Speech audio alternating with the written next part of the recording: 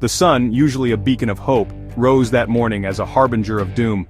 It cast an eerie orange glow across Los Angeles, a city known for its sunshine now shrouded in a sinister haze. I awoke to a sky that looked like it was on fire, the air thick with smoke, and the acrid smell of burning.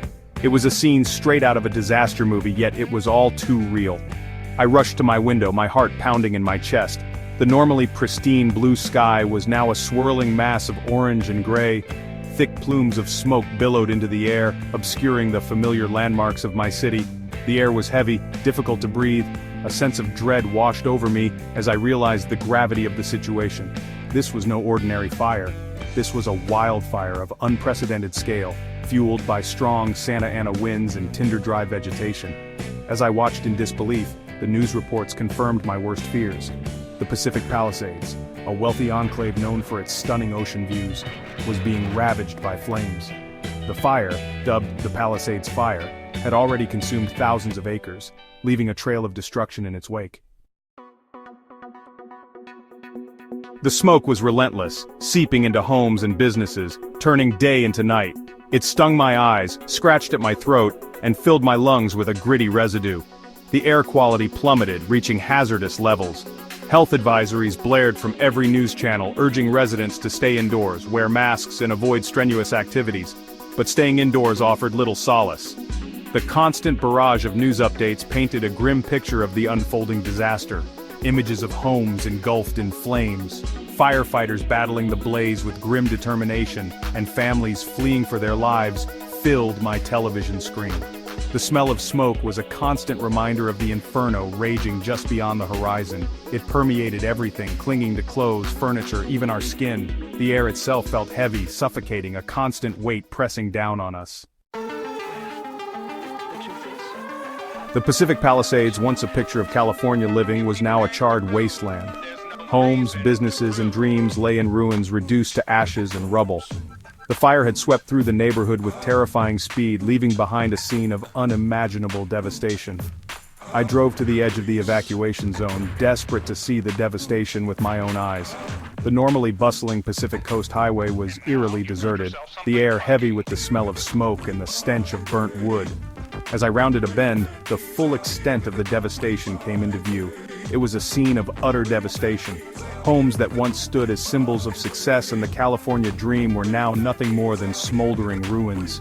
The once lush hillsides were blackened and bare, stripped of their vegetation. The air was thick with smoke, making it difficult to breathe. Stories of harrowing escapes and desperate evacuations flooded the airwaves. Families forced to flee their homes with only the clothes on their backs, their most prized possessions left behind to the mercy of the flames. The lucky ones escaped with their lives, but many were left with nothing but the clothes on their backs. One resident, Alec Gellis, recounted his escape to CBS News. He described a scene of sheer terror, with embers raining down on his car as he sped away from the inferno. It was like driving through a vortex of embers, he said, his voice shaking with emotion. There was no oxygen, just smoke and heat. Another resident, a young mother named Sarah, spoke of the agonizing decision to leave her home with her 2 young children. I grabbed my kids, threw some clothes in a bag, and ran, she said, tears streaming down her face. We didn't have time for anything else. We just had to get out. Section 5, A City Under Siege. The Palisades Fire was not an isolated incident. Across Southern California, a rash of wildfires erupted, fueled by the Santa Ana winds and tinder-dry conditions. From the Hollywood Hills to the San Fernando Valley, flames devoured acres of land, pushing firefighters to their limits. The Eaton Fire in Altadena had scorched over 10,000 acres, forcing the evacuation of thousands of residents. The Hearst Fire in the San Fernando Valley had consumed hundreds of homes, leaving behind a path of destruction. And in Acton, the Lydia Fire threatened to jump the freeway, putting more communities at risk. Los Angeles was under siege, a city once synonymous with glamour and opportunity, now facing a natural disaster of epic proportions. Section 6, A Firestorm's Fury. The statistics were staggering. The Palisades Fire alone had burned over 17,000 acres, destroyed over 2,000 homes and businesses, and forced the evacuation of over 130,000 people. 5 lives had been lost, a stark reminder of the deadly power of these infernos. The economic impact was devastating.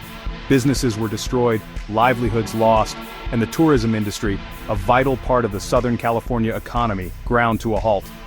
The cost of the fires, both in terms of property damage and lost revenue, was expected to run into the billions.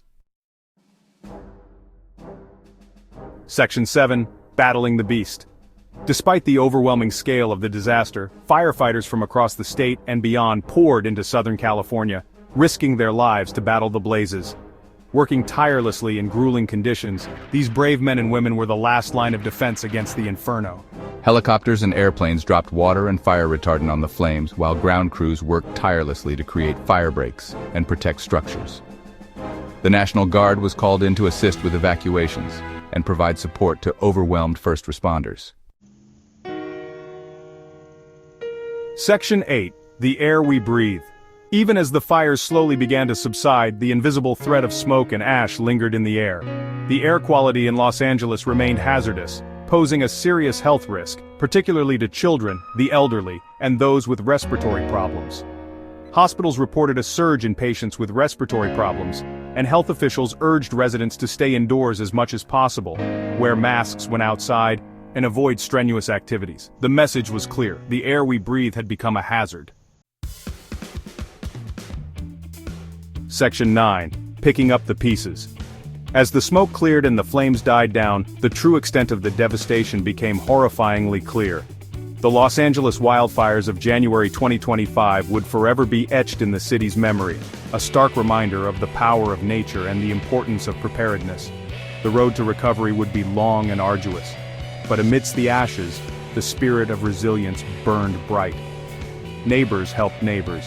Strangers reached out with donations and support, and the city, battered but not broken, began the slow and painful process of rebuilding.